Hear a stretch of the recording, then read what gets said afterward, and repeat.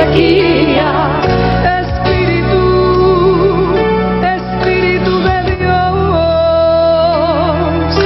satura este lugar con tu gloria.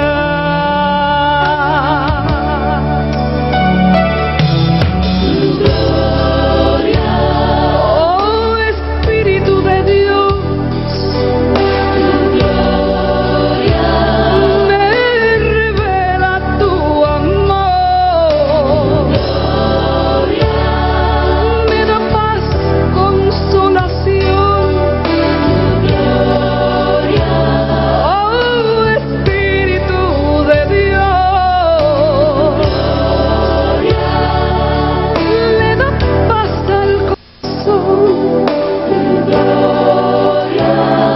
Echa fuera el temor. Satura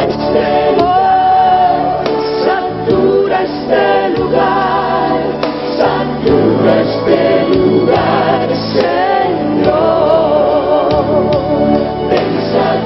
Ven, satúrame, Señor. Satura este lugar, oh Señor. Ven, Señor Jesús. Ven, satura este lugar, satura este lugar, oh Señor. Ven, Señor Jesús, Señor Jesús. Ven, satura este lugar,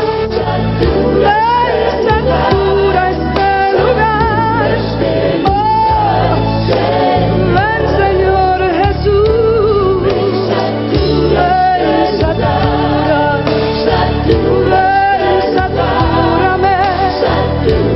Ven, satúrame, oh Señor mi Dios. Satura el corazón y la consolación, mi Dios. Satura este lugar. As the rabbi participating in this service said, rivers of tears are not shed in English or Spanish or Hebrew. This is truly a ecumenical service. Up next is the Irish tenor. How important is it? We saw those just a moment ago, incredibly touching pictures of the people watching this ceremony who've come together from these two disparate communities here in New York, Washington Heights, where many of the victims on the plane itself of Dominican descent lived, Bell Harbor, where the plane itself crashed and 5 people died. How important is it that these people come together as a group today, people who obviously from very different walks of life, and many, of course, didn't even know one another before the crash on Monday? Well, they're not isolated, and the human being is very dependent on social support for a sense of safety, a sense of meaning in life. And as a result, being together, not experiencing this all alone, makes it easier for them. And that is particularly important when, as you mentioned before, the tragedy is so swift, so sudden, not, as we said before, a terminal illness, but rather something that comes, in this case, out of the blue. And so irrational, so just unbelievable. Has there been anything about this prayer service thus far, Robert Schachter, that has struck you? I mean, clearly what you've got is an attempt to bring a number of people from very different faiths, very different backgrounds together as one, which is something that this city has done ways since September 11th. And is now being called upon to do again. Yeah, well, pain is a universal phenomenon. We see people who are in pain and suffering, and also addressing the more important things, which is the belief that God gives people, hope that God gives them. And as you can see here, whatever anybody says isn't going to matter too much to that woman. She's just suffering terribly. As time goes on, she'll deal with it more specifically. specifically. Well, as the Rabbi Michael Miller put it, we shed rivers of tears, and we pray, and sometimes we seek to comprehend that which is incomprehensible. You're watching, as we've said here, a memorial service, a prayer service for the victims of Flight 587. Actually, the memorial service will come at some later date after all of the remains have been identified and returned to the families.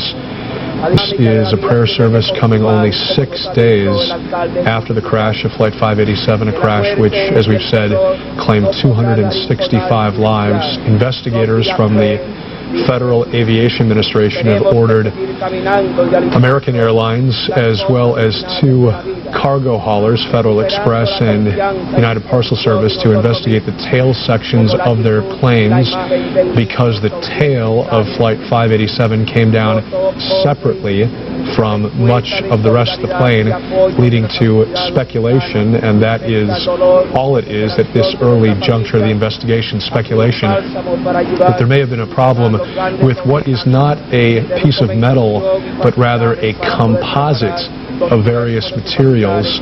And the question was, did the wake turbulence from the jetliner that took off minutes before Flight 587 and the pilot's decision to apply maximum thrust to get out of that wake turbulence cause the tail section, which you're seeing right now, of that American Airlines Flight 587 to come apart, to break apart, and thus in turn lead to the crash of Flight 587. That is, at this juncture, merely the best inference that investigators from the National Transportation Safety Board have been able to come up with at this juncture. There were a number of different theories about the cause of the plane crash that were initially tossed out and then at least preliminarily discarded, and it is the tail section of that plane that much of the focus is on now. I love hope, I love tears, I love freedom, I love peace, but it's not the isle I left behind. That isle of hunger, isle of pain, isle you'll never see again. But the isle of hope is always on your mind.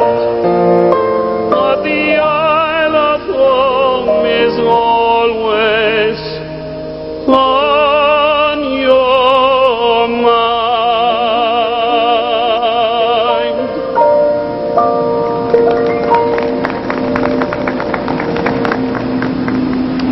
Irish tenor Ronan Tynan singing Isle of Hope.